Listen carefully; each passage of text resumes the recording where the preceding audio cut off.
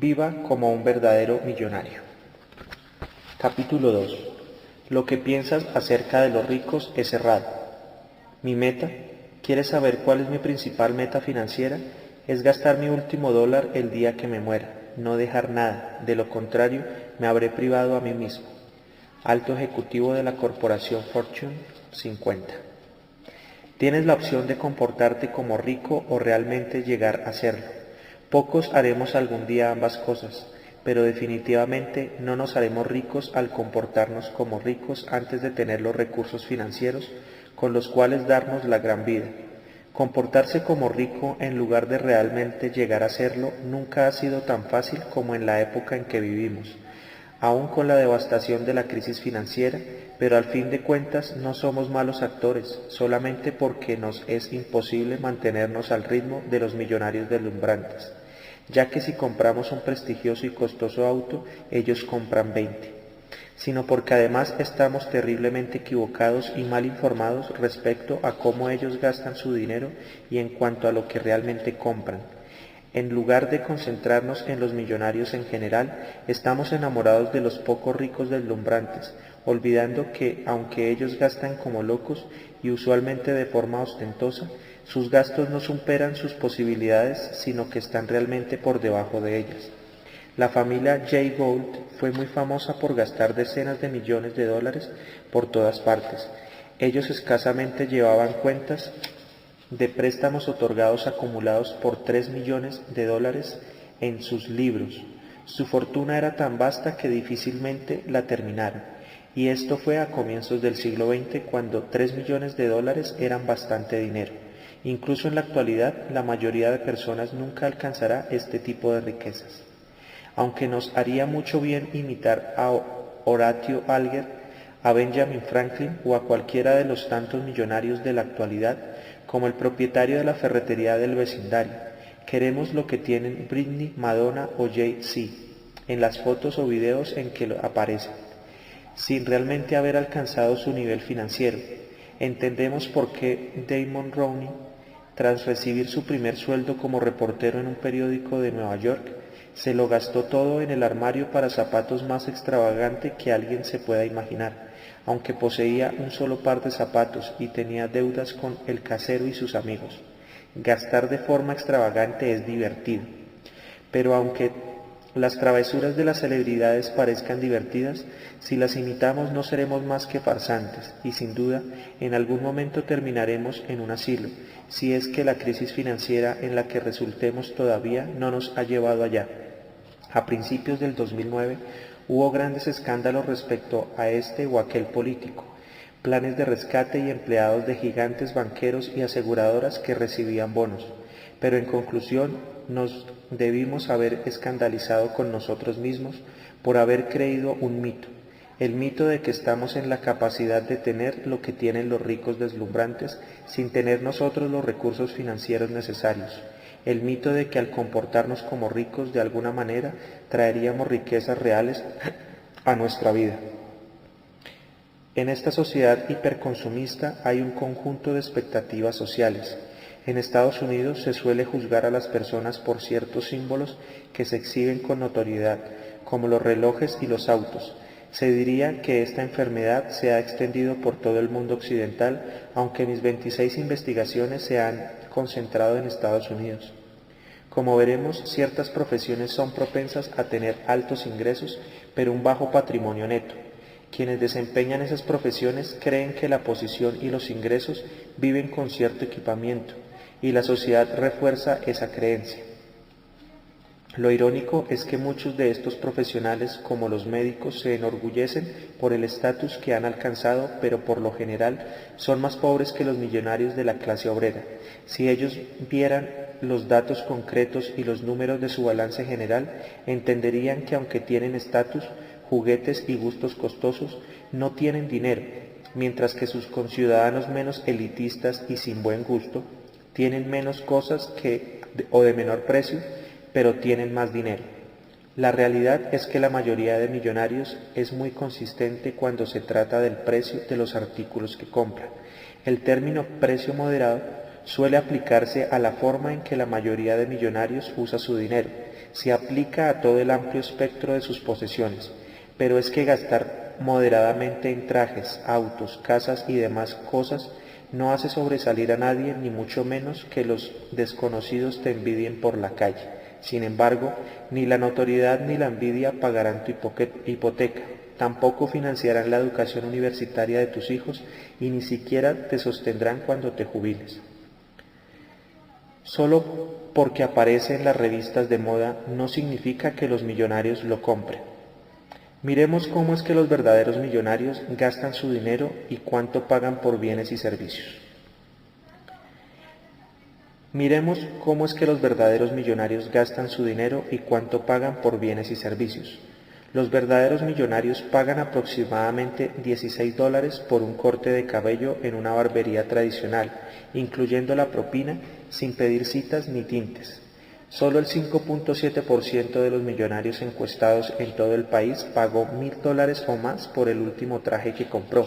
De hecho, incluso entre los muy ricos como los decamillonarios o personas con un patrimonio neto de $10 millones o más, el precio promedio que ellos pagaron fue de solo $482.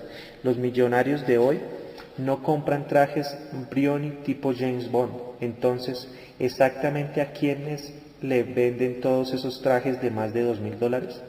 Vestirse para triunfar es una regla posiblemente válida para el lugar de trabajo, pero nadie se hará rico si gastas en exceso antes de tener riquezas financieras. Pero entonces, ¿compran los ricos relojes costosos? Trey tiene un patrimonio de más de $20 millones. Compró en Walmart por $15 el reloj que usa todos los días. ¿Por qué lleva puesto un reloj tan barato? La respuesta es sencilla. A las propiedades inmobiliarias industriales de Trey no les importa cuánto pagó por su reloj. Jim H. de Texas tiene un patrimonio neto extra de $30 millones. Él y su familia, junto con sus 6 perros, viven en una cabaña de madera. Es entendible que ellos hayan elegido una casa como esa, ya que Jim es agricultor forestal. El reloj de su elección es de marca Swiss Army de $300. Lo usa en todas partes, incluso cuando está podando hierbas y arbustos de maleza con su tractor Kubota, siempre escuchando radio satelital. ¿Qué opinión tienen de Jim los socios del club de salud de alto nivel al que él pertenece, dado su reloj barato? Esa es una pregunta capciosa porque Jim no pertenece a ningún club de salud y ni siquiera tiene un entrenador personal, pero tiene un excelente estado físico. Personalmente, planta 10.000 árboles cada año y de esta manera se mantiene en forma y al mismo tiempo mejora su conocimiento forestal. Contrata personal para que siembren otros 3.5 millones de árboles más. ¿Por qué alguien con un patrimonio de más de $30 millones usaría un reloj barato? Porque el precio que pagó por su reloj no influye en el crecimiento de sus árboles. Trey y Jim tienen algo más en común. Ambos creen en la importancia de que cada una de las asociaciones comerciales de sus industrias los reconozca como ganadores.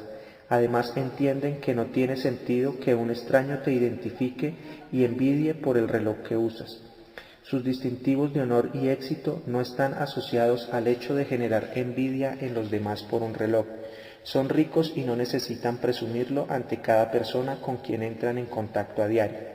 Sin embargo, ambos admiten que ser rico es muy satisfactorio y saborean los premios y el reconocimiento en sus respectivas industrias.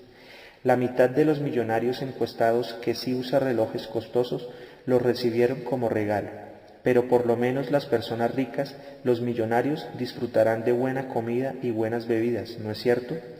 Rodney no ha logrado mucho en la vida hasta ahora. Trabaja como vendedor, pero tiene una fuerte necesidad de ser admirado, así que consume vodka de alto precio, de $60 la botella. Él cree que el precio vale la pena.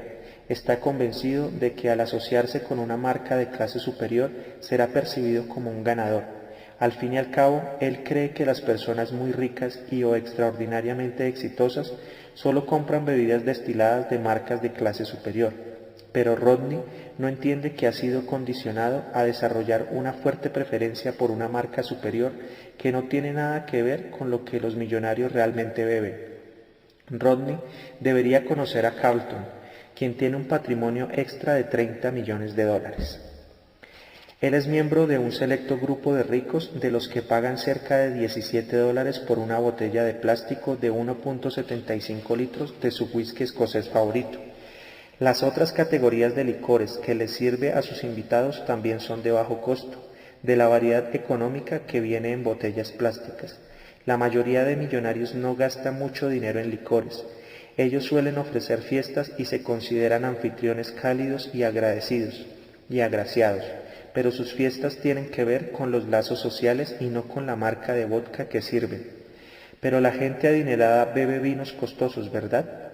Durante los últimos 30 años ha crecido una pequeña subcultura que se ha ido convirtiendo en una industria de cientos de billones de dólares en todo el mundo.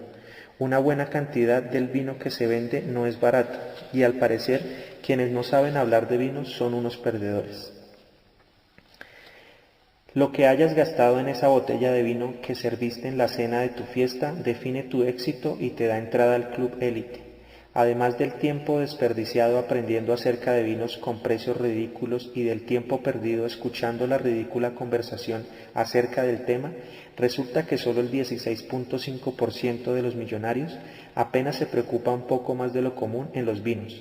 Sí, la mayoría de ellos bebe y disfruta del vino, aunque probablemente como parte del entrenamiento en la interacción con los demás y no tanto respecto a la marca de vino consumido.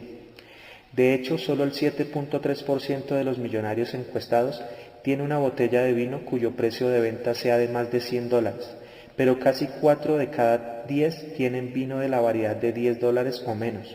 Muchos aficionados al vino compran vino barato y lo almacenan guardándolo para cuando sea mejor.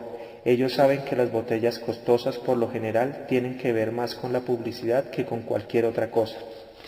Pero toda la gente rica y exitosa conduce un auto excelente, ¿cierto?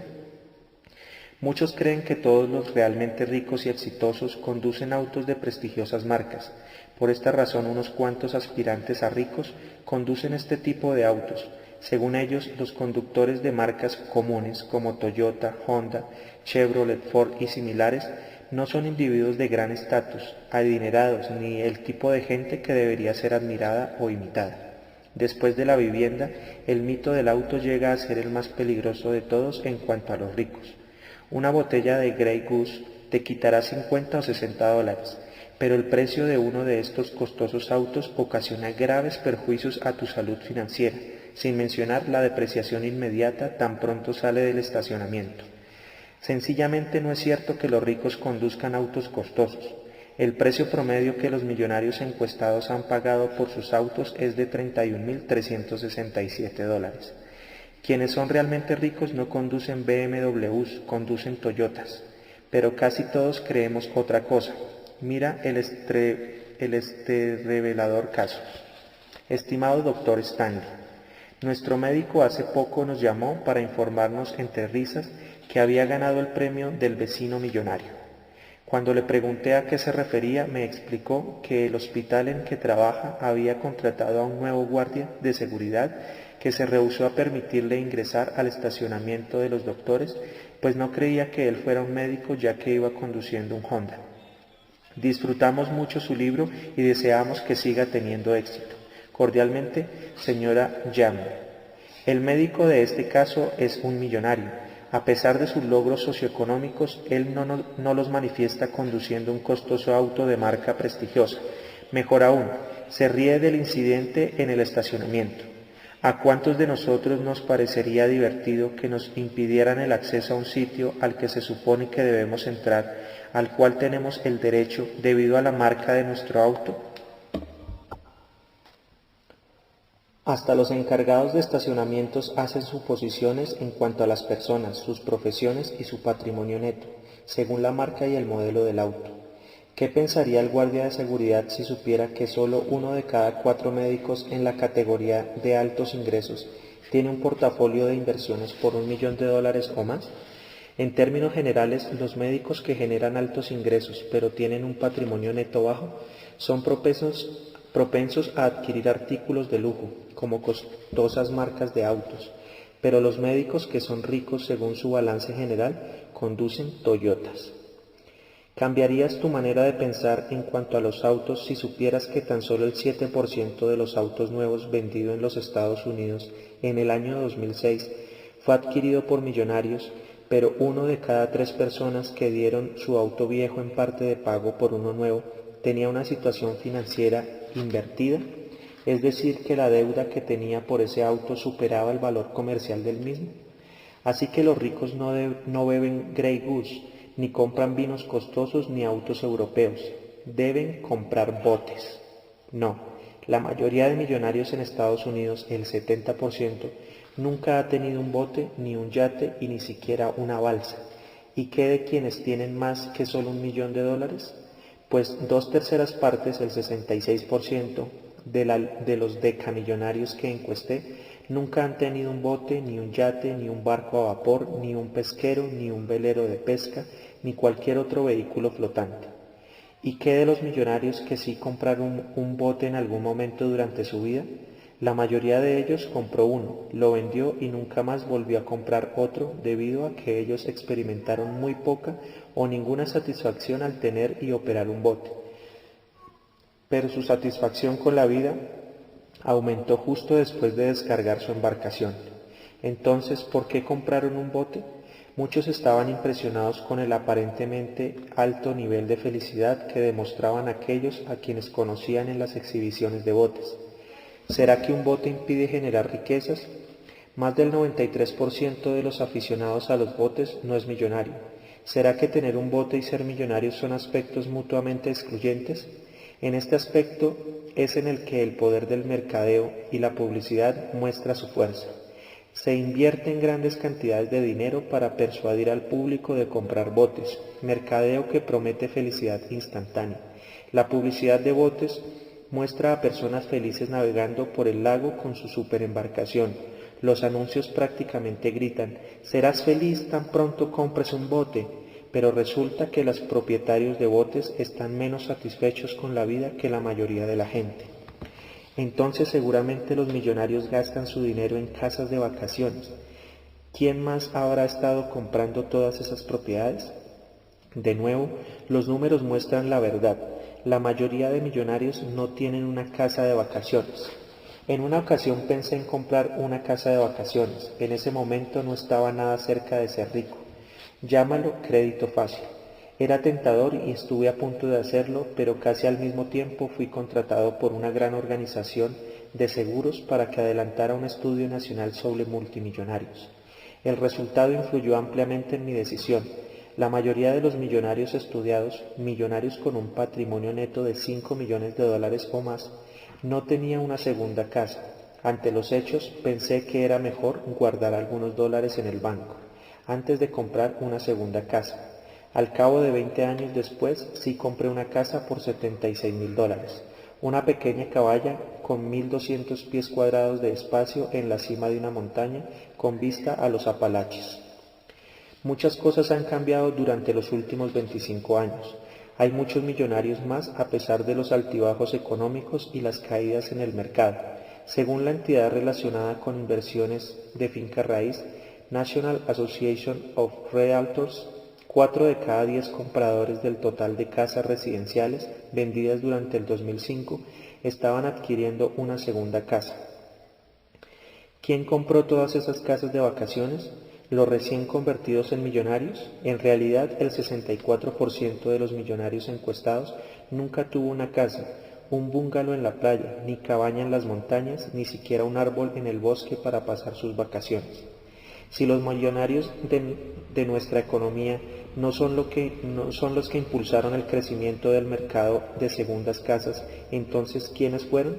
¿Quién compró esas propiedades? Según National Association of Realtors, los típicos compradores de segundas casas eran personas de 52 años de edad y con un promedio de ingresos anuales de $80.600 por hogar. Es un poco menos que el ingreso familiar promedio, $81.700, de alguien que haya comprado una motocicleta Harley Davidson nunca durante el 2006. Pero de cada 10 compradores de Harley Davidson, solo 3 se han graduado de la universidad. La mayoría de compradores de casa ha estudiado en la universidad. Es más, Calculo que el patrimonio neto embellecido de quienes compraron casas vacacionales en el año 2006 era aproximadamente $380.000. ¿Sería que algunos de los compradores de casas de vacaciones, que en realidad no eran adinerados, pretendían imitar el comportamiento de quienes sí lo eran? De ser así, estaban imitando un comportamiento que no existe. Es probable que algunos compradores de una segunda casa hayan mejorado su balance general con dicha compra. Con mayor frecuencia, estos compradores subestimaron ampliamente el costo real en términos de dólares y tiempo que representaba adquirir, amoblar, mantener, desplazarse a, rentar y posiblemente vender una segunda casa. El tiempo es dinero. Ponle un alto precio a tu tiempo. La mayoría de los millonarios lo hace. Al igual que ellos, preocúpate menos por el prestigio que vaya a generar el hecho de adquirir algo, ya sea una casa de vacaciones o un yate. Mira las estadísticas. El haber adquirido una casa de vacaciones en el año 2005 les proporcionó algún grado de prestigio a los compradores. Muchas de estas casas no eran mansiones de varios millones de dólares. Seguramente sea más prestigioso pasar tiempo con alguien que recientemente haya comprado una motocicleta Harley Davidson. En general, estos últimos generaron mayores ingresos. ¿Deberías comprar una casa de vacaciones, especialmente ahora que muchas propiedades están saliendo baratas al mercado?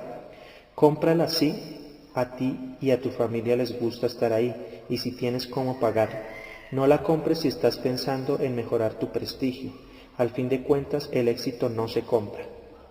Edmund Phillips, ganador del Premio Nobel de Ciencias Económicas y profesor de la Universidad de Columbia, no deja que nada lo moleste.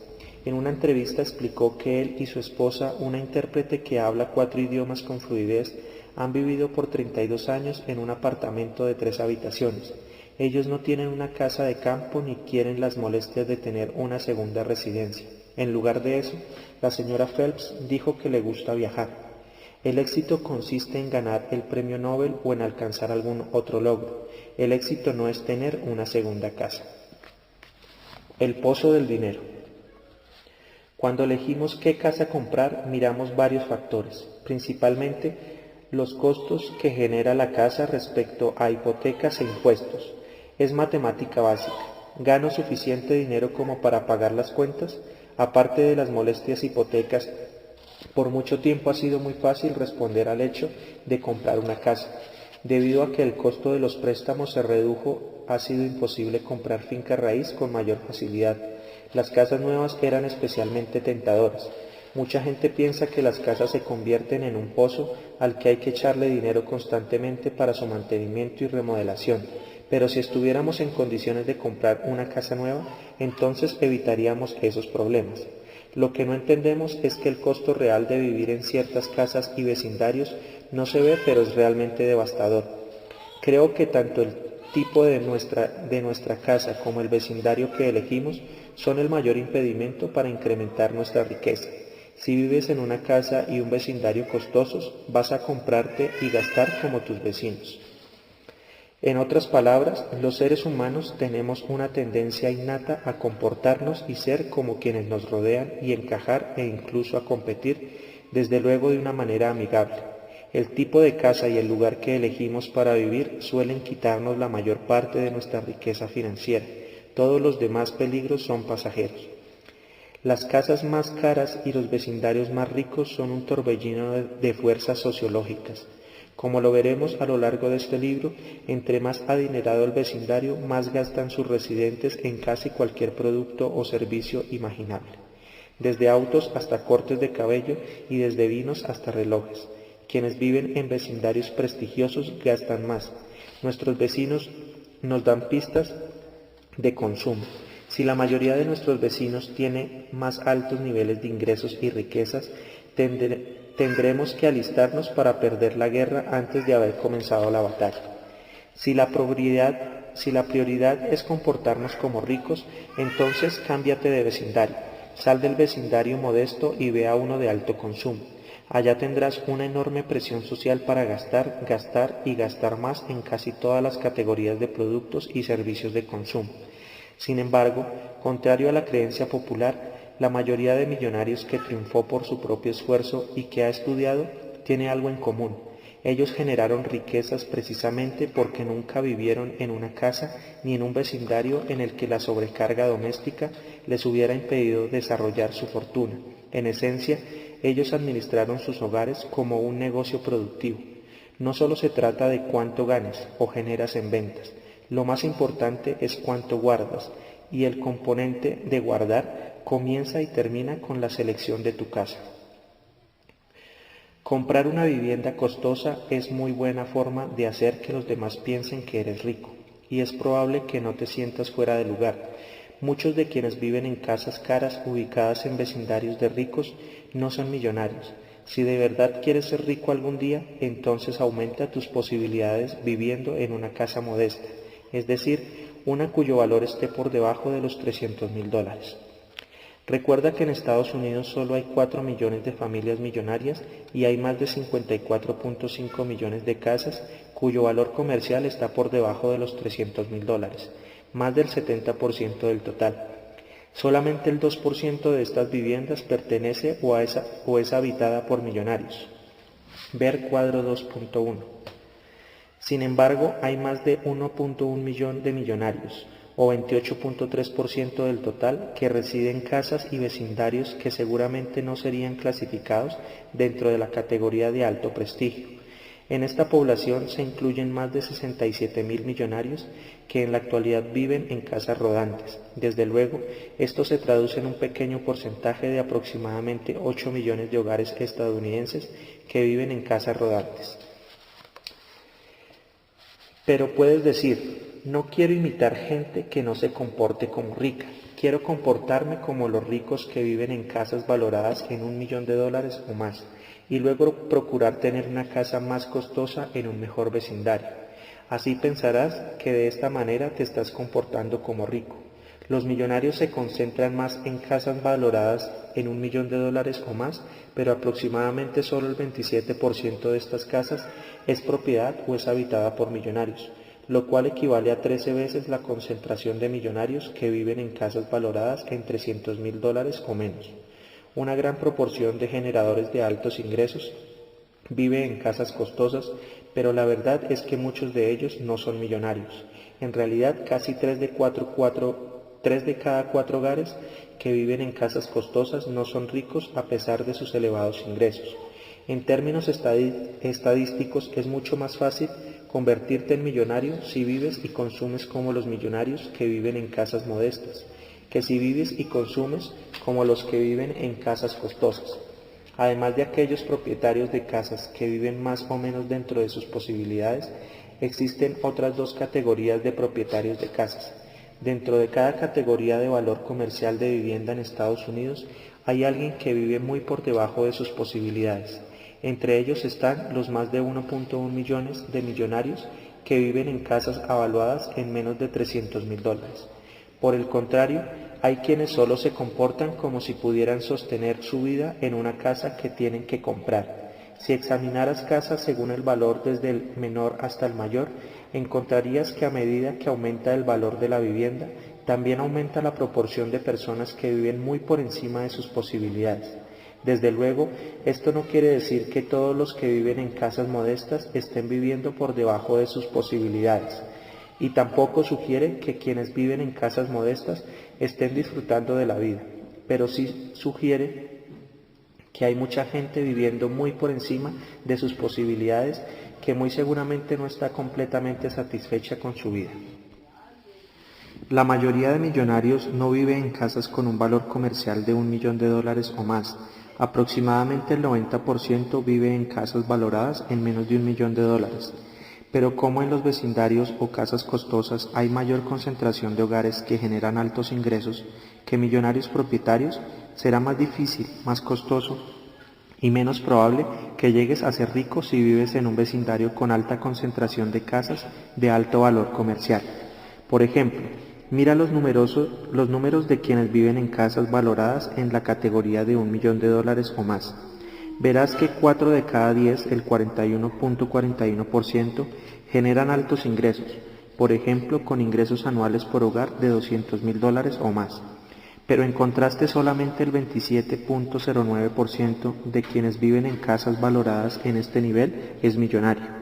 La proporción de millonarios que son propietarios o residen en casas de este nivel, comparados con el porcentaje de hogares que generan altos ingresos y tienen casas con ese valor comercial, es de 0.65. En otras palabras, se necesita el equivalente de 100 propietarios de casas que sean generadores de altos ingresos y que vivan en casas costosas para producir solo 65 millonarios. Pero la proporción de quienes viven en casas con un valor comercial de menos de $300,000 es de 2.11. Esto quiere decir que se necesitaron solo 100 propietarios de casas con altos ingresos para producir 211 millonarios. En Estados Unidos, al menos, los hogares adinerados están mucho más diseminados geográficamente que los hogares con altos ingresos. Hay aproximadamente 3 veces más hogares de millonarios que viven en casas valoradas en $300,000 o menos, que millonarios viviendo en casas avaluadas en $1 millón o más. La información claramente indica que esta proporción de productividad generadora de riquezas es inversamente proporcional al valor comercial de la casa en que se vive, así como el de las casas vecinas.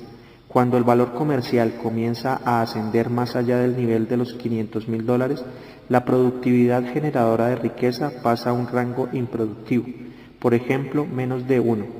A nivel nacional, solamente 1 de cada 8 casas principales habitadas por sus propietarios tiene un valor actual de $500,000 o más. Adquirir una casa más costosa probablemente reduzca las posibilidades de alcanzar la independencia financiera. Un artículo publicado en Wall Street Journal respaldó los hallazgos de mi investigación. En este artículo el autor contrasta la eficacia de comprar una casa de $1 millón frente a una casa de $400,000 e invertir el saldo en fondos de inversión. ¿Cuánto ahorrarías si no tuvieras que sostener una casa de $1 millón? El autor sostiene que a largo plazo la estrategia de comprar casa pequeña e invertir el resto es mucho mejor que la de comprar casa grande en términos de utilidades sobre el dinero. Tu cartera de inversiones valdría $2 millones en la actualidad, casi el doble de lo que obtendrías con la estrategia de la casa grande. Con la estrategia de la casa grande no solo enfrentarías fuertes pagos de hipoteca, sino también impuestos sobre la propiedad, costos de mantenimiento, seguros para propietarios y servicios públicos. Sin embargo, vivirías en un lugar más grande, pero eso solo enfatiza de qué se trata todo esto. Comprar una casa más grande no es una inversión, más bien es una elección de estilo de vida y viene con un precio brutalmente alto. Y esta evaluación fue publicada durante el auge del mercadeo inmobiliario. Si era mejor comprar a un precio por debajo del valor comercial cuando los precios estaban alcanzando proporciones épicas. ¿No sería seguro decir que es mucho mejor reducirse ahora? Para mejorar tus probabilidades de alcanzar la independencia financiera, deberías vivir en un entorno de vivienda y vecindario que tenga características de productividad generadora de altas riquezas. Debes rodearte de vecinos que tengan ingresos más bajos de los que genera tu hogar. El estatus es lo que el estatus logra. Nuestro patrimonio neto, ya sea lo que calculemos según el tamaño de nuestro portafolio de inversiones o según nuestro patrimonio neto aumentado, solamente vale el dinero que podamos obtener relativamente fácil por su venta. Los verdaderos millonarios tienen portafolios de inversión y ahorros que les dan amortiguación a la inflación y estallidos de burbujas de activos. Por ejemplo, si el valor de su portafolio de acciones se reduce, ellos tienen participaciones importantes en bonos o poseen valiosas empresas. Incluso si miramos el patrimonio neto aumentado de los millonarios que se encuentran en la categoría de 1 millón a 2.5 millones de dólares en patrimonio neto, incluyendo el valor de sus casas, veremos que el porcentaje que representa la propiedad inmobiliaria de su casa de habitación frente al portafolio general es de aproximadamente solo un 27%. Ver cuadro 2.2. En otras palabras, solo es un poco más de un cuarto una cuarta parte de todo su patrimonio neto, no el total, ni la mayor parte de su patrimonio neto. De hecho, entre más adinerada es la persona, menor es el porcentaje que representa el valor de su casa frente a su patrimonio neto.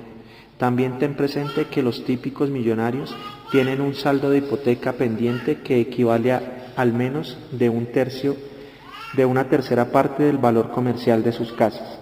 Vivir en un vecindario costoso te costará más que solamente una hipoteca tamaño jumbo, lo cual en realidad no es la manera en que vive la mayoría de los millonarios. ¿Por qué muchos de ellos viven en casas de precio moderado localizadas en vecindarios no tan prestigiosos? La mayoría informa que su cónyuge, usualmente la esposa, es más austero que austero esposo.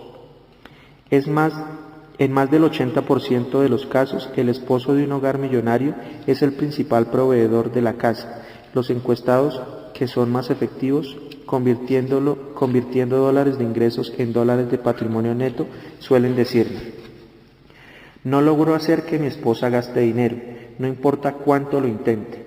Esos cónyuges no consideran importante mostrar el éxito económico de una familia por medio de una casa y productos similares. Sin embargo, el estatus que la sociedad le asigna a tu profesión tiene mucho que ver con el tipo de vecindario en que vives. Entre más elevado sea tu estatus profesional, es más probable que vivas en un vecindario con una elevada concentración de casas costosas. Además, un porcentaje desproporcionado de quienes tienen un alto estatus profesional vive en o cerca a áreas metropolitanas. ¿Qué impacto tendría sobre tu patrimonio neto el hecho de vivir en una casa costosa, ubicada en un vecindario opulento localizado en un área metropolitana con un alto costo de vida? Como lo mencioné anteriormente, estos elementos tienen un efecto amortiguador sobre tu habilidad de transformar tus ingresos en riquezas. Como lo describiré más adelante, dentro de la población que genera altos ingresos, el estatus profesional tiene una correlación negativa con el patrimonio neto. ¿Cómo es esto posible, dado el hecho de que las personas con alto estatus profesional tienden a generar altos ingresos? La realidad es que los ingresos no son riquezas. El alto estatus profesional suele generar alto consumo. ¿Y qué si vives dentro o cerca de un área geográficamente definida como un entorno de alto consumo? Es ahí donde vive la mayoría de personas con alto estatus profesional. En dicho entorno es fácil agotar por medio del consumo hasta los más altos ingresos. Vivir entre conglomerados de personas que tienen altos ingresos y alto estatus cuesta mucho, como se observa en el cuadro 2.3. Llamémoslo una elevada sobrecarga. Tienes más oportunidades de llegar a ser rico si no tratas de imitar los hábitos de consumo de quienes tienen un alto estatus profesional. He estudiado las características de riqueza de 10 grupos profesionales. Ver cuadro 2.4. Considera dos de estos grupos, los médicos y los granjeros. Los médicos que generan altos ingresos están muy concentrados dentro y alrededor de las ciudades y tienden a vivir en hermosas casas localizadas en vecindarios lujosos. Ellos conducen autos caros, se visten bien, frecuentan tiendas costosas y consumen un exceso de muchas otras maneras. La mayoría de los granjeros, independientemente del nivel de ingresos, vive y trabaja en áreas rurales. Ellos no demuestran su estatus socioeconómico viviendo en lo alto de la cadena de consumo. Esto se aplica a la mayoría de granjeros, incluso la que genera altos ingresos. Aproximadamente 4 de cada 10 médicos tienen ingresos anuales de $200,000 o más. Eso equivale a casi 13 veces el porcentaje del total de la población de hogares en Estados Unidos. Pero aunque este gran porcentaje hace parte del grupo que genera altos ingresos, solamente 1 de cada 10 es millonario y tiene activos financieros de $1 millón o más. Sin embargo, por cada granjero con altos ingresos hay casi 2 que tienen un portafolio de inversiones por un valor de por lo menos $1 millón. En general, esta cifra subestima su nivel total de riquezas, ya que el cálculo excluye participaciones de capital en tierras cultivables, viviendas, ganado y maquinaria. Se necesitan solamente 53 granjeros generadores de altos ingresos para producir 100 que sean millonarios. pero se necesitan 383 médicos de altos ingresos para producir solo 100 millonarios.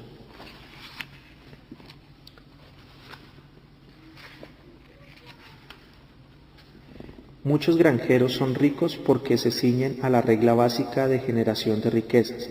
No importa cuáles sean tus ingresos, vive por debajo de ellos. Esto es muy difícil de hacer cuando vives en un vecindario de excesivo consumo y alto estatus profesional, lo cual genera más gastos. Múdate a estados ricos, vive al lado de médicos y afíliate a clubes campestres. Te estarás codeando con consumidores excesivos, pero muy probablemente no te codees con verdaderos millonarios.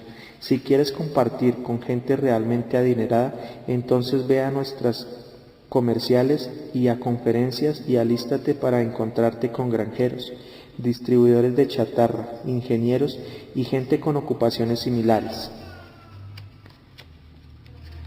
¿No es irónico que aquellos con el supuesto alto estatus que ofrece la sociedad, que viven en los vecindarios más hermosos y conduzcan los mejores autos, al final no sean los más ricos? Los granjeros están entre los grupos profesionales más productivos cuando se trata de convertir sus ingresos en riquezas. Pero ¿cuál grupo profesional es el más productivo entre las 200 mejores categorías de profesiones generadoras de altos ingresos en Estados Unidos? Los ingenieros de minas.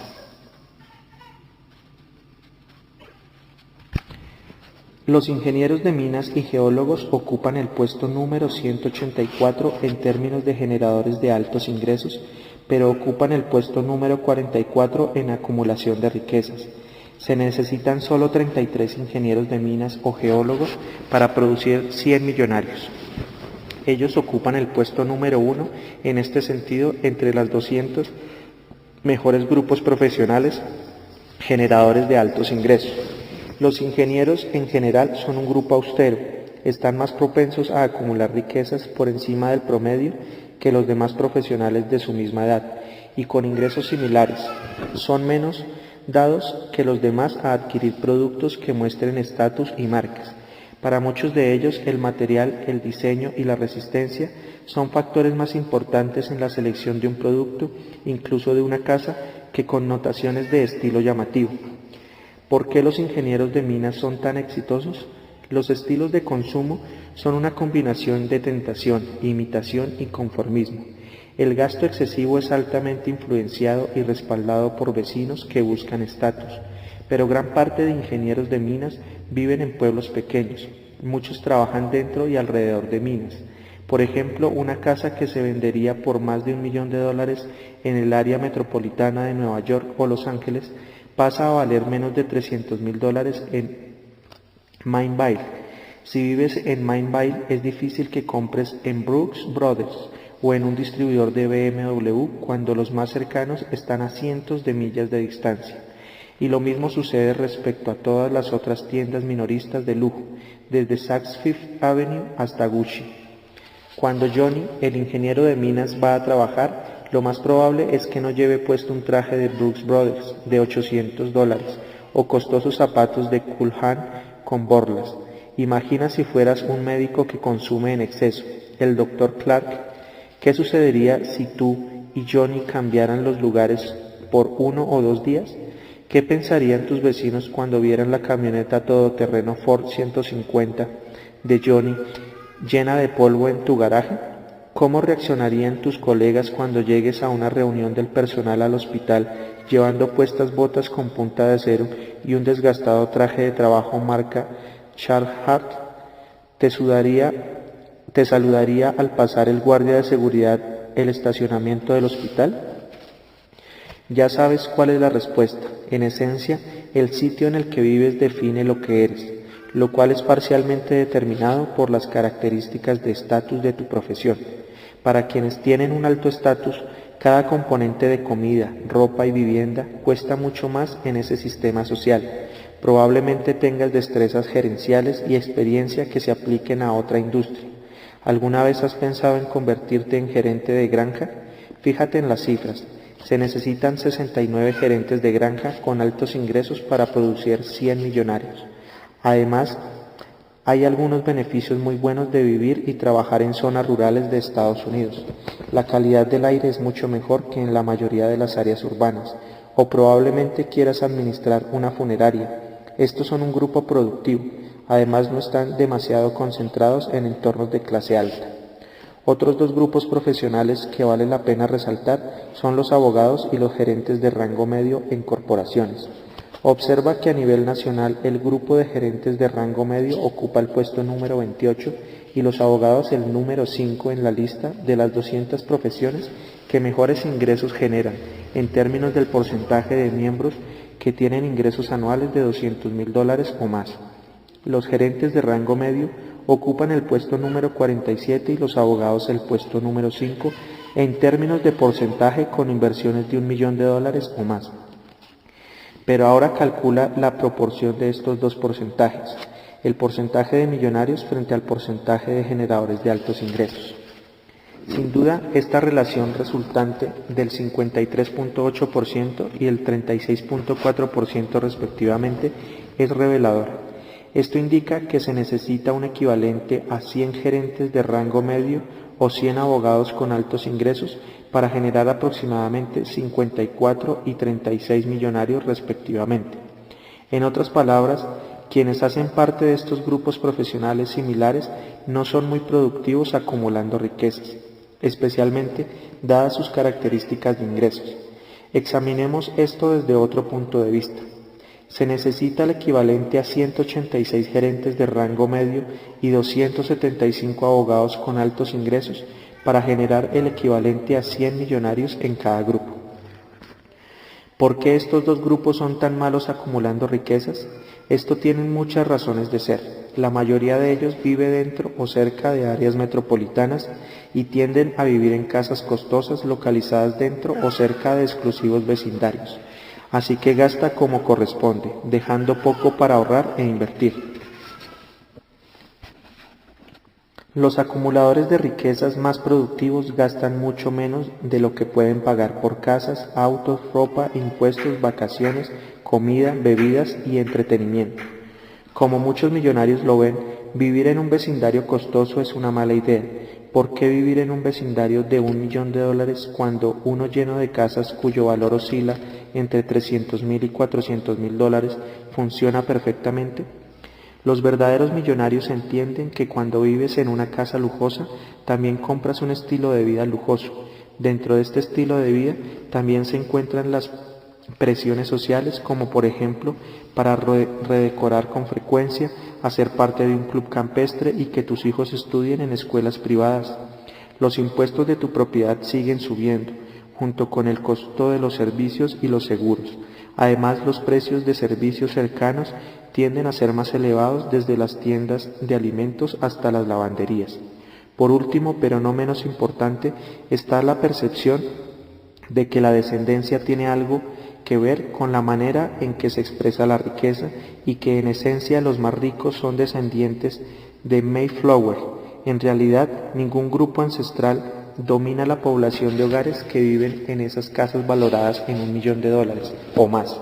De hecho, la proporción de concentración, es decir, el porcentaje de un grupo en particular que vive en casas de $1,000,000 o más, es más elevado entre los más recientes grupos inmigrantes como por ejemplo los iraníes, los iraquíes, los taiwaneses y otros. Ver cuadro 2.5. Lo que esta información parece sugerir es que los nuevos grupos de inmigrantes crecen rápidamente en riquezas en Estados Unidos, mientras que en grupos más establecidos las riquezas disminuyen. ¿Será posible que a medida que alcanzamos más, derrochamos más en artículos de estatus que erosionan nuestras riquezas? La información revela que muchas de nuestras suposiciones acerca de las riquezas, quienes las tienen, en qué las gastan y cómo viven, son completamente equivocadas. Hemos confundido el estatus y el prestigio con la riqueza. Los ricos deslumbrantes gastan por debajo de sus posibilidades, y los que apenas son ricos gastan por debajo de sus posibilidades. Los que consumen en exceso, en especial quienes cuentan con altos ingresos, tienen pocas riquezas y compran todo lo que creen que sus contrapartes compran. Tratamos de imitar los patrones de consumo de los ricos deslumbrantes sin entender que nunca podremos pasar el examen y que al hacerlo, lo único que haremos será afectar nuestra propia riqueza. Debemos dejar de comportarnos como ricos y comenzar a vivir como verdaderos millonarios.